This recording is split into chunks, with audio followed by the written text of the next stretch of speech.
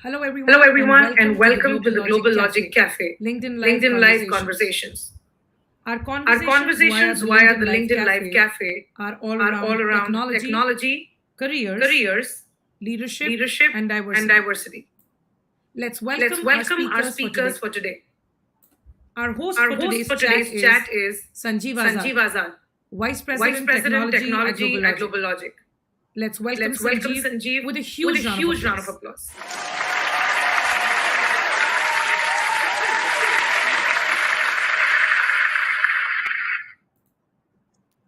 Uh, Good evening, everyone, and welcome to the most awaited event for Tech for Good. Technology has had a huge impact on our society and where we live in, actually. As society becomes more sophisticated and modernized, new forms of technology are continuously being researched and developed. Many of these forms of technology has contributed to the improvement of human life by providing people with access to information and the ability to communicate in a variety of ways. Every good thing comes with its own side effect. The same applies to technology as well. So it is very, very important for us to understand and assess the risk of associated with the technology and how we can make the best use of technology for the social good. I am Sanjeev Azad, Vice President and Chief Technology Advisor at GlobalLogic. GlobalLogic is known for its core digital platform engineering services and helping enterprise customers across the globe. GlobalLogic, now as part of the Hitachi Group, is also recognized as a leader for digital services by ISG Group, and we are currently working on several initiatives in social innovation field. And today, I'm very much excited to have Nidhi Bhasin, who is the CEO NESCOM Foundation, as our special guest speaker to share her thoughts with us on how technology is influencing our day-to-day life in the and its overall impact on the society. So Nidhi is our social development sector professional with over 2 decades of the experience and alumnus of the prestigious Delhi School of Social Work, Delhi University. Nidhi wears many hats and has proven skills in program and team management, regulatory standards for CSR law, finance and compliance, among others. Nidhi is extremely passionate about providing equal opportunities to all, technology for social good, and women and the youth development. At the NESCOM Foundation, she is working towards pivoting the organization into focused strategic growth by providing employability driven skills to the the underserved youth, encouraging and incubating tech for social good, and fostering women entrepreneurship.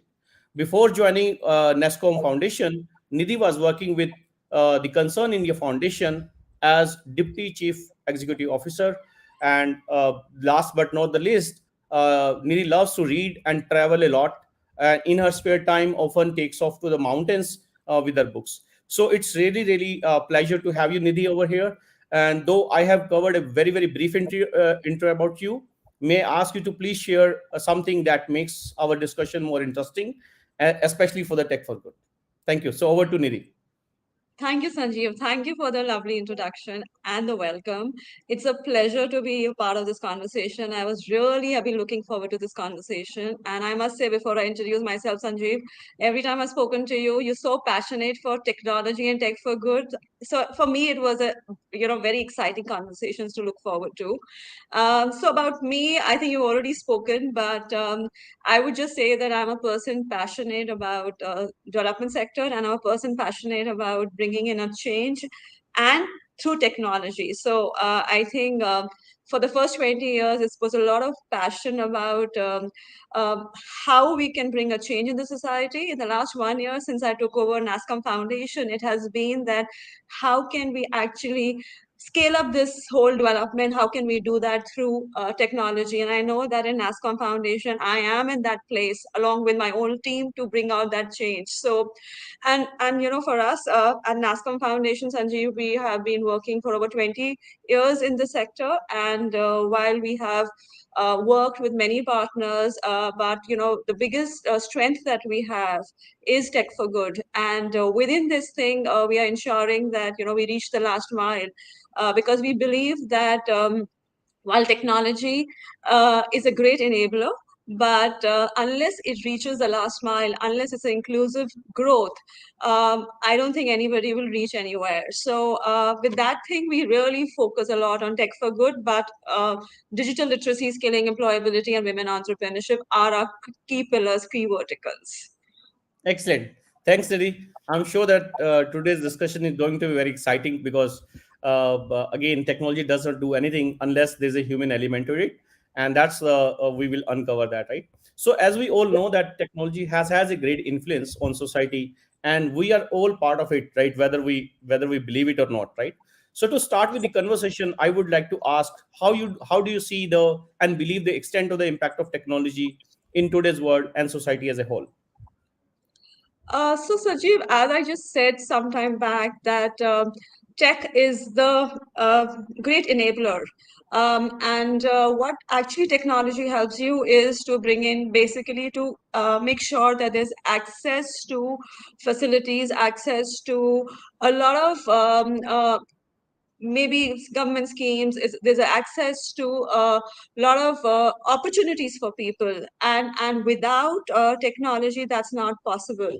So basically, if you really see the last 2 years, I think we last 2 years is the greatest example out here, that before that we just thought technology is one of the things, but last 2 years since COVID happened, we realized that how technology can really, really help us to reach the last mile, to upscale the impact, to make sure that the growth is inclusive. And from a point of view of whether from SDGs, that's Sustainable Development Goals, it's very clear that technology is that one factor which can help us to reach the SDGs by 2030.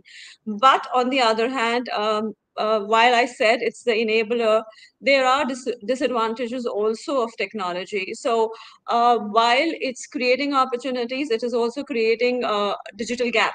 So we need to ensure that whether it is innovation, it's social innovation, it has to keep that how we can make it more inclusive, how we can make sure that every individual in the country, in the globe, is able to use a particular platform facility, and is no one is left behind. So if just to give you an example, there are a few SDGs, whether it is looking at climate, or it is looking at poverty, or it is looking at education. um, it's only through technology that there are enough examples to say that how this can be done at scale at a faster pace. We are talking about 8 years, just 8 years left, actually 7.5 years left for 2030, and how we can make sure that with technology we are able to um, you know get the whole country, the whole world to actually move towards achieving these SDGs. Because we are talking about, sustainability, we are talking about education for all, we are talking about health, especially again in the last 2 years. But without ensuring that the technology is the right technology, easily accessible, it will not happen. In fact, we are not talking about the SDG 11 talks about sustainable cities and communities. We are talking about smart cities out here. So if you actually look at SDG 11 and creating smart cities, how technology can actually make sure that there is digital connectivity, there's data, there is citizen knowledge, all of that, because it's only technology that will help you to ensure that these goals are met. So I do feel that technology has a huge, huge role to play out here. And what I said, in the first, last 2 years have really, really made the whole difference, is made all of us realize. And it is, if we want to achieve any kind of growth, if we want to achieve impact at scale, it's only possible with technology. So we may say that, let's talk about education out here. So it was because of technology that even the marginalized children were able to, not all, but at least some of them were able to ensure that some kind of a continuity of education was there. Of course, it also created the gap. So yes, there has to be a balance between the parts of it. Similarly, from a health point of view, in fact, in NASCOM Foundation, we work on programs where we are helping some of the health startups to kind of work with getting test beds, because they are working on high efficiency, low cost solutions, which will help to ensure that the health facilities reaches the last mile, at the primary health centers. So again, the technology again is helping to ensure that maybe there are cancer patients in the rural area, and we are working with on certain social innovation ideas with some of our partners, where we are ensuring that if there is a early diagnosis for a cancer patient, how at a low cost it's available at a rural area. So similarly, when we talk about we are as an organization, I think we have helped non-profit sector save almost 16 crores of money, because we have provided them with free software or low-cost software with all our partners. So again, it is because of this they were able to save 16 crores, 16 point some crores of money, because for with that they were able to implement whatever else they were supposed to do. So overall, whether you look from skilling point of view, you look from education, or you look from health, or any kind of inclusive growth, it is technology, provided we always keep back of our mind that it also creates a gap, it also creates certain security concerns and all of that. If we manage it well, I think we know that we can reach different scales. Yeah, absolutely. Actually, this is very inspiring. Actually, when we first connected and we talk about some initiatives are going by the NESCOM, and I was very excited because at least someone is thinking about the social or the society, because technology is not just the mean, and then how we can make technology more meaningful. And I think I'm really, really amazed and very, very, I would say I would very encourage to support these kind of initiative, and our team, our company actually also has a lot of areas they are working on the social innovation. Excellent. And one more thing, actually, I just, because like you mentioned on the social the smart homes, right? And I believe that now smart agriculture is also, like, India government is doing that. For example, right, every year, we, because of the global warming, the rain is very, very unpredictable nowadays.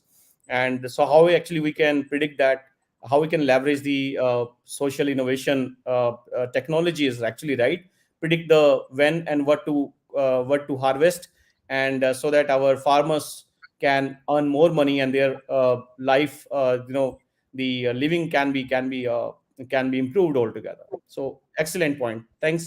This is really great, Nidhi, for sharing your thoughts on that. So my next question, obviously, the next question would be that, which are the focus areas according to you that need maximize attention, and ones that can be benefit from the innovation and technological interventions from the companies, such as, for example, GlobalLogic. So would you like to put some highlight on that one? Yeah, definitely. I think I'm just going to repeat myself here, because I feel the focus areas has to be all about access, so that they can be access and talent for impact at scale. So basically, I feel that no matter which area it is, if one is looking at impact at scale, that is where, from a technology or innovation point of view, one can focus. So if I can divide this into two parts, let's say horizontal innovation and vertical innovation. So when we talk about horizontal innovation, let's talk about from a learning or employment opportunity point of view. So we are talking about a country where which is growing, especially from a tech point of view. There are many more opportunities, but there is a huge skill gap. If with this technology we are able to ensure that more, especially people from the marginalized sections, are skilled and upskilled, this will directly benefit the economy, because unless we are able to ensure that the skill gap is met in terms of or is bridged, uh, a lot of growth that we are talking about, the country will not be able to sustain that growth. So Yeah. from that point of view, I feel that yes, talent in terms of skill is very important, should be a very, very important area for industry, for the country's growth. And and also we have seen that in the pre-COVID, both that delivery and content was not available for schools. But Yeah. during the COVID period, we managed to make, a lot of brilliant, excellent international global level content. We were able to make it available to both, urban, rural, semi-urban kind of educational institutions. So I feel that yes, that has to be, a horizontal innovation where the whole country or globally people can really help benefit from that. And the second is, the vertical innovation. Sanjeev, you spoke about agri-tech. So, that's one thing that, if we can help with the help of data, we can help a farmer to map whether it's the weather, whether it's the unpredicted monsoon or something beyond what is already happening. That will really help again in terms of whether it is about livelihood or poverty elevation in the country. So similarly for health tech, if we are able to, from that point of view, if we are, there's more innovation in these areas. Again, Yeah. we have examples in the country of COVID and all of Correct. that, where it really, our country actually has done brilliant as far as that goes. How access, so many people were able to get the vaccination because technology helped them to get the access. So Yeah. if you look at a balance between both a horizontal and a vertical approach out here and see how in certain specific sectors technology can help, and if and what overall how all of this can actually help in the growth in the economy. Good. So, just a relevant question, a related question is that you mentioned about that how we can, the skill is one of the area, right? The skilling, for example, right? And again, I just map with the agriculture because farmers may or may not be literate, for example, right? Or they, though we talk about a lot of AI, ML, because we are sitting in a AC room and then talking a lot of good stuff. But what is your point of view? How we can make this accessible to the end mile? Like you also mentioned, the last mile is a challenge right now we have. Do you see that what any initiatives are going, or anything that companies like us can actually through the CSR platform or through the Nescom Foundation we can do something? Because I think that the moment we start educating our farmers or the people at the last mile, technology will become a very meaningful for the social life. So would you like to share some perspective for that? So, Sanjeev, I think from my point of view, or from NASCA Foundation's point of view, I think what is very, very close to our heart is digital literacy. I think that's the first step. So, when we say that access and enabler, right? So, we said access, but yes, in Asia, I think we have the maximum number of internet users, all of that, it's growing. But one is about internet for what? But the thing is how internet can be used for Yes. from a skilling, livelihood, health point of view. So I think what we are really working on, and there are many more players out here who are working out there. So the first thing is that when I use the word inclusive growth, so if you make Yeah. people digitally literate, so we are talking about a $1 trillion economy, digital economy. It's not possible unless it's a what I say Bharat is a Exactly. part of it, which is rural India is a part of it. It's not Correct. possible to have that kind of growth. So, Yeah. first step definitely is digital literacy, because that really is that if today in this generation, whoever is there from children to youth to adults, if they can access information, knowledge, stuff like in terms of financial inclusion, e-wallets, everything, online banking. This is a step forward, whether for an individual or entrepreneur or somebody who wants employment. So I feel that that's the first step. Second is also about, I think, where companies like you can play a role, the industry can play a role is we are talking about skilling, okay? And if we can say that there is a lot of aptitude in the, let's say, in the youth in the semi-urban and rural areas, but are we making sure that there is enough employment? There's no point skilling Yeah. them, right? So Exactly. are we generating any employment, or are we actually encouraging them to migrate? Because none of these are they are not issues that you can address in silos. They are all Yes. integrated issue. So are we I was talking to one startup yesterday which is talking about creating it's like gig workers wherever they are, no matter, all they need is internet and a smartphone, and Yeah. on an average they can get in a 2 to 5,000 rupees as an additional income. And I'm talking about additional income. And this could be anybody over 18 years of age, because all they need to learn is how to upload Aadhaar, how to upload certain government documents Yes, and all simple. of that. So that is what, are we generating employment for them? Are we making sure that a lot of our own services move out there? So there is, so one, yes, is there an opportunity? Definitely there's an opportunity. Is there a youth available? There is a youth available, but then they need to be skilled, upskilled, and the two need to be matched somewhere. Yeah. So basically, the kind of a right to have a matching engine. We have the consumer side, we have the producer side. It's just that we need to have some kind of intelligent matching engine. Actually, that solve the problem, right? So we have the solutions as well as the. So I think this is excellent. This is great. And in fact, So just to add to that, the matching engine can be technology. Again, yeah, how yeah. technology, through certain platforms, how can that be, I'm sure people like you would come up with solutions for that.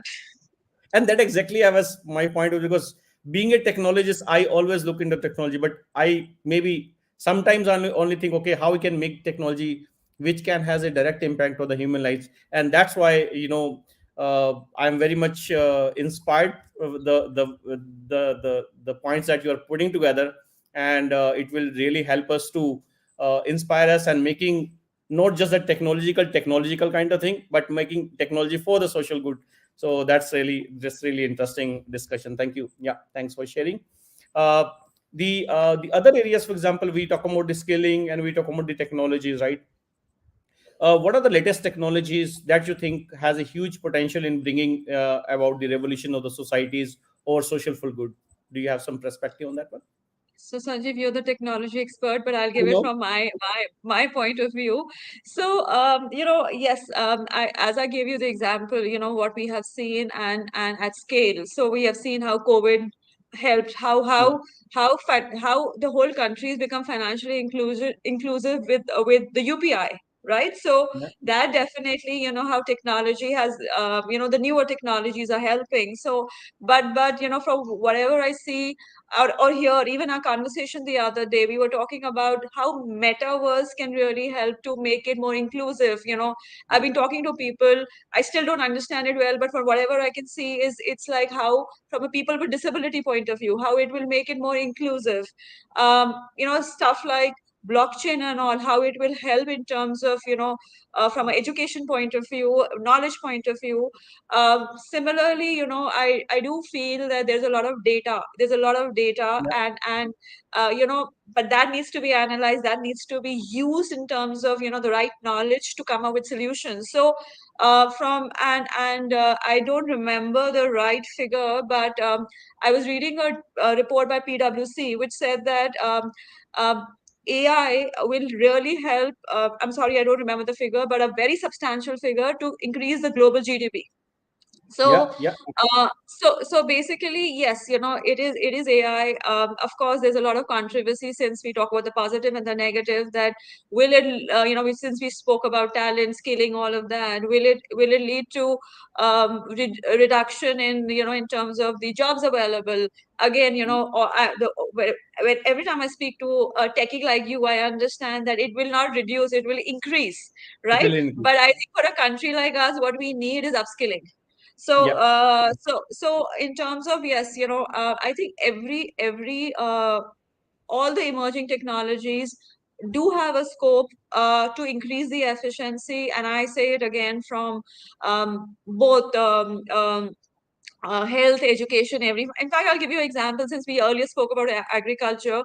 So we have a program where we engage with pre-startups. So this is a program where we encourage the whole idea of social innovation for basically innovation for social impact. So from that point of view, we have a very new startup started by some college students, which yeah, have created some kind of a drone technology to help them to again increase the efficiency on the farmland, right? So then again, while drone may have its own negative thing, but how that little thing has really helped a particular, and they did some testing, and Yeah, they're still doing more analysis, but to see that how that will help that particular farmer to increase their productivity, their whole efficiency. So I feel that yes, if one understands, we uses the right data to understand it. I think all possible new technologies will only help us to scale up the work.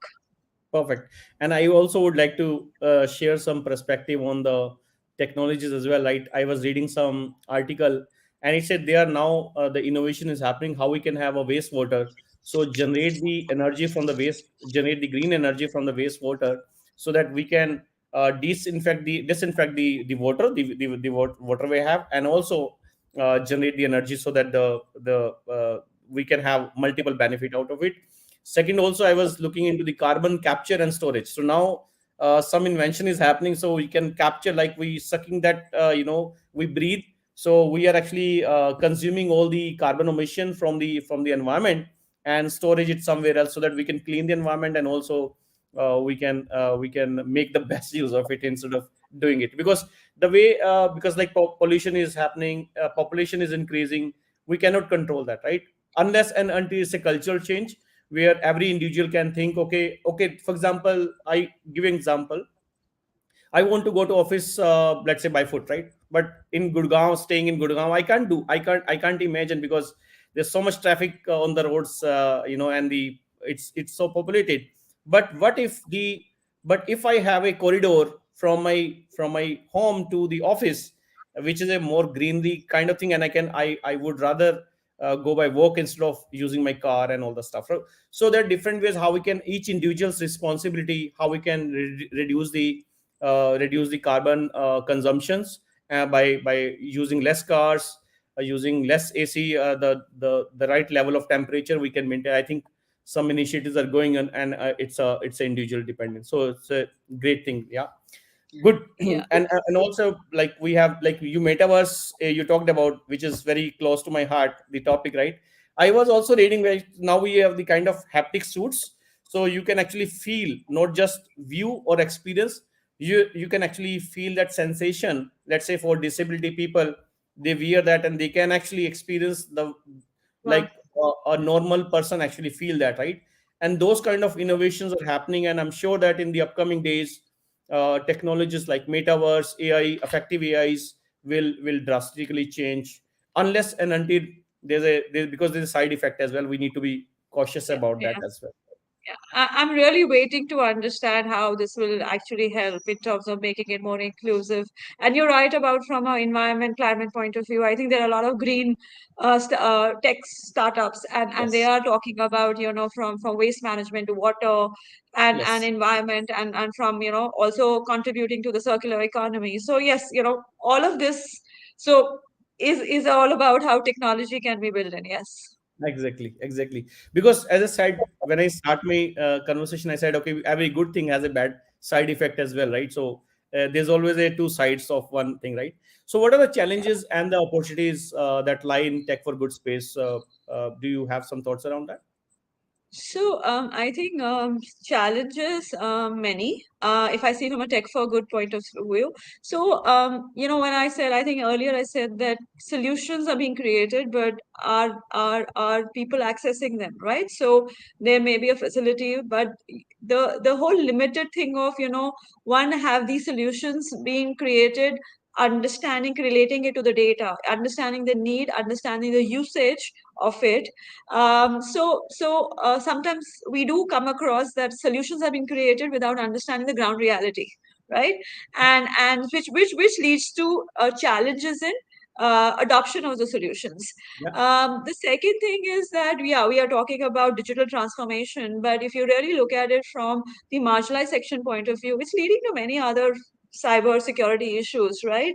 While we may be talking about cyber security for the industry, for the corporates, but if you really look at it from a woman point of view, this is yeah, so while we are going, this was a step two. Step one, we went to rural area, made people digitally literate, then we got in them into, made them understand e-commerce, all of that. Then we realized we haven't taught them cybersecurity, so then we had to add that to it, because we realized that women are very vulnerable to it. Yeah. So that became the second layer. Similarly for school, so we are saying that COVID, because of COVID, in spite of COVID, children were able to access education because of technology. But we know the kind of abuse that happened there, right? Yes. So those are things. And also I feel, the because I belong to the non-profit sector, the biggest thing is there's a fear in non-profit sector, because Mm. while you understand that this will help, but there's a fear in adopting this because people don't understand it, and also there is a problem in the infrastructure available. So Yes. while bigger companies can use all of this, the smaller non-profit organizations or people who are really working in marginalized areas, Yeah. they do not have the capacity, the infrastructure, the money to be doing it. So I think it's a combination from my point of view. Understanding what the solution is, how in terms of is it correct for a certain segment, and we're talking about a country like India, which has so much diversity, both social and geographical diversity. What's probably possible in a hilly area may not be possible in the ocean area, right? If you're dealing with a farmer. So, Correct. keeping all those things in mind, and I think yes, cybersecurity is a big challenge, which I feel in from a tech for good point of view, Yeah. and the funds available for helping to scale. Yeah, and the another thing is that because when I talk to my 10-year-old son, right, when first time I have handed over my Oculus to him, and within 5 minutes actually he said, okay, there are so many features are there, and I was struggling to explore those features. So there's a generation gap as well, and that leads to the literacy and okay, how we can ensure that our people in the society are familiar with this kind of technology because for them it's absolutely new. We are in the middle somewhere. We are the aged people now, and but the young generation and the millenniums are coming. I'm sure that they are the tech people. So that time it is very easy for us to make tech good for the society because they know how to make the best use of society of the technology. So excellent points.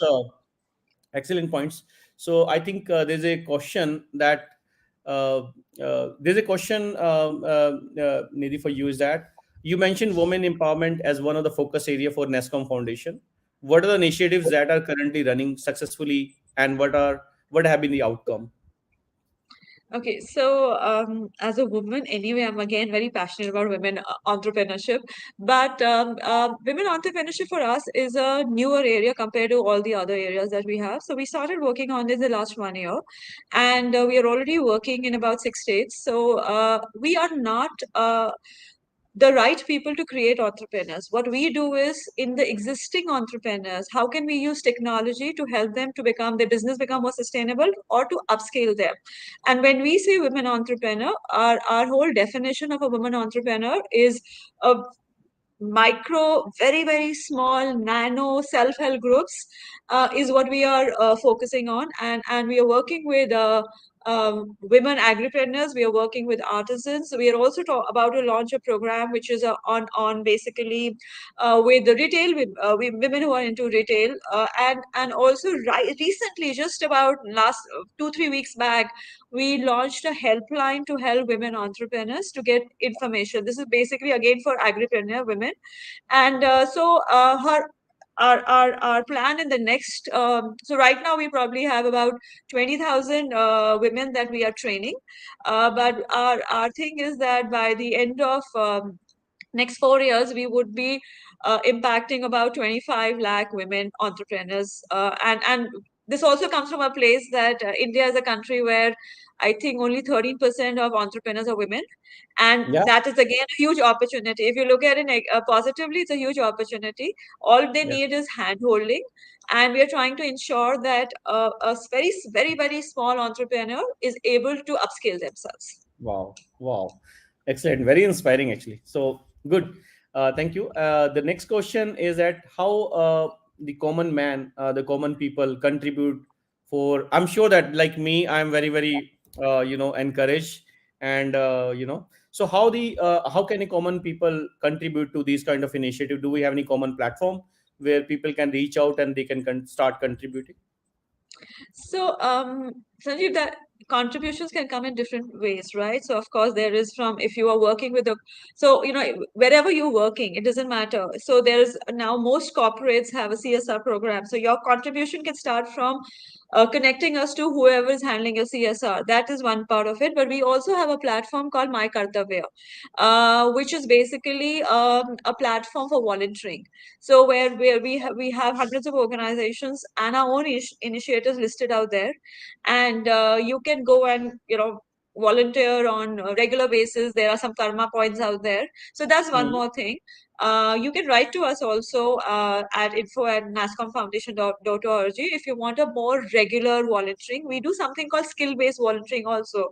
Just to give you an example, I'm assuming a lot of people on this chat who are listening to this chat are techies. So we have a skill-based program called a skill-based volunteering. So what we Mhm. do is that like we are helping a lot of non-profit organizations to build solutions which will help them in reaching their beneficiaries, and also which will help them to for higher efficiency and scale.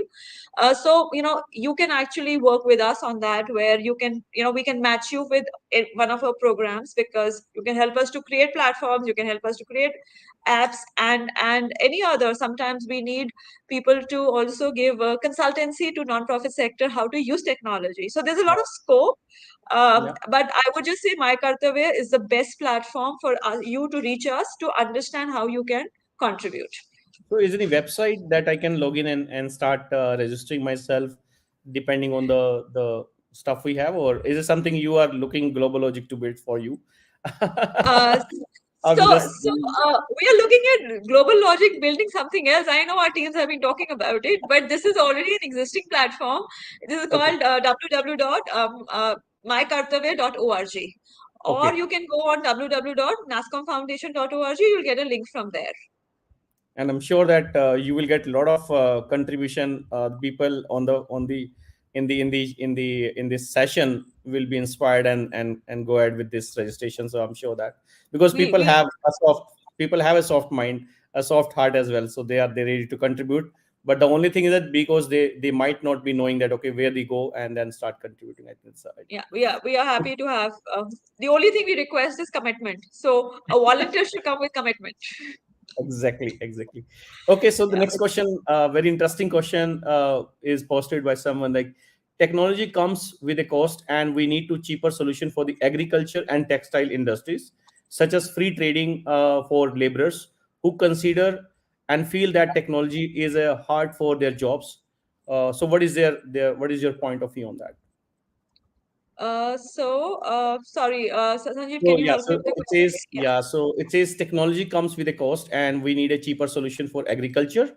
And I think this is more from the agriculture and textile industries, for the for free training for the laborers who consider and feel that technology is a threat for their jobs, right? Because the automation and the all in the manufacturing and all the stuff, the automation is happening, but people are feeling threat because their jobs may on the stake. So I think that is the point they just wanted to bring, because technology has a side effect as well, right?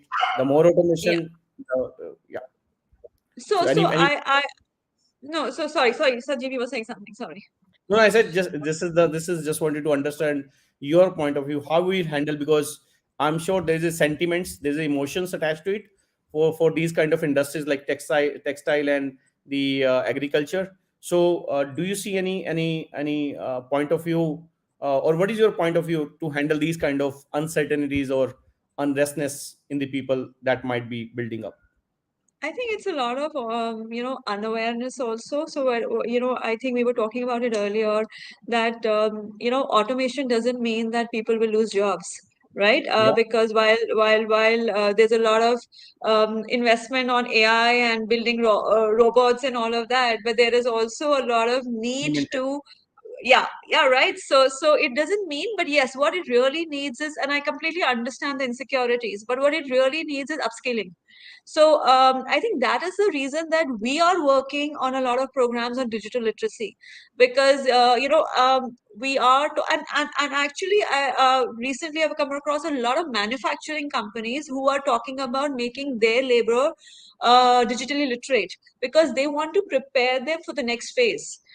They want Hmm. to upskill them. So I don't think automation or building technologies coming with people losing job, provided we are able to also address it by upskilling people.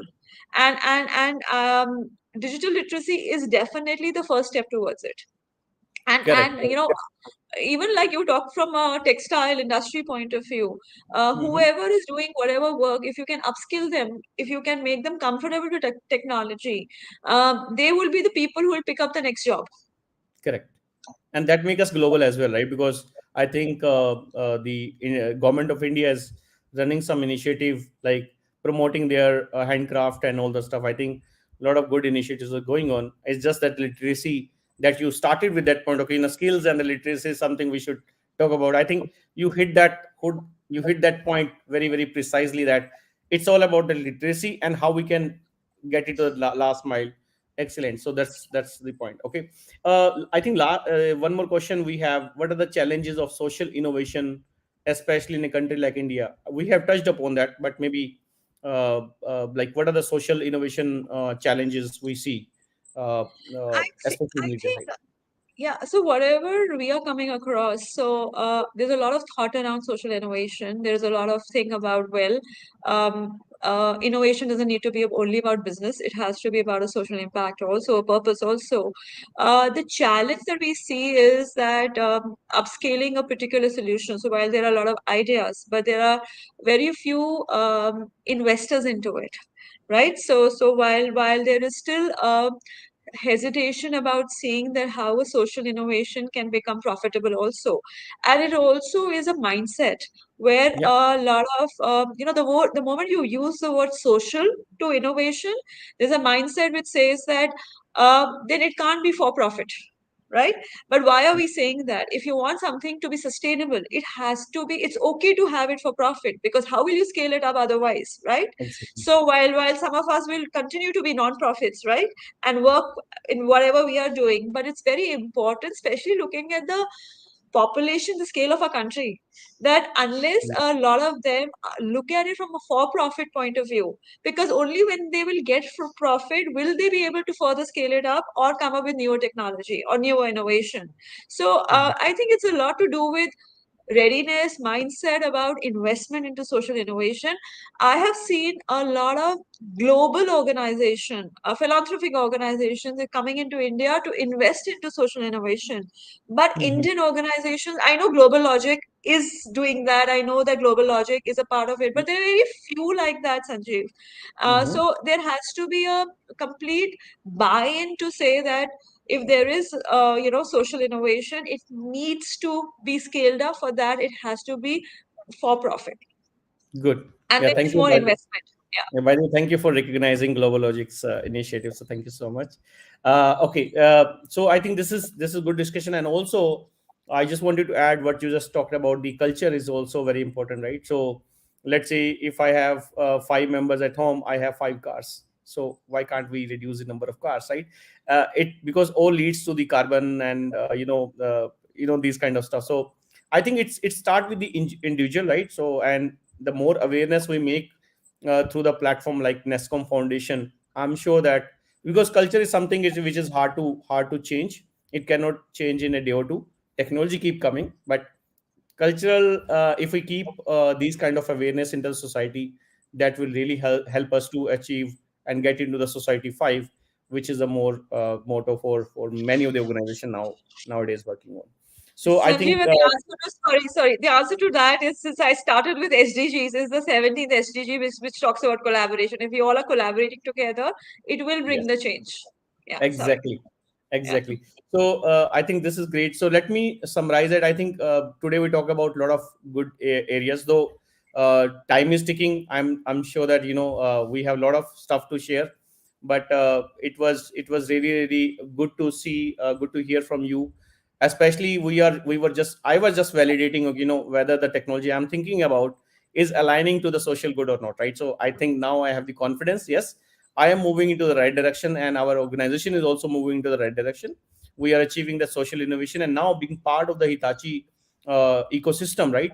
Hitachi has invested a lot into this social innovation, and they are working a lot of ideas and for the betterment of the society and betterment of the citizen. In fact, in India also, they are heavily invested on the social innovation and working with governments. So really, really good. So thank you so much, Nidhi. It was great talking to you. I'm sure that I will get more opportunities to connect with you on such platforms and share and hear from you and share our perspective for that. So thank you Thank so you, much. Sanjeev. Thank you so much. Pleasure is all mine. And I am so happy to be working with, you and Global Logic as a partner who believes in tech for good. So thank you so much. And thank you for this opportunity. Thank you. Yeah, so let's build a sustainable world.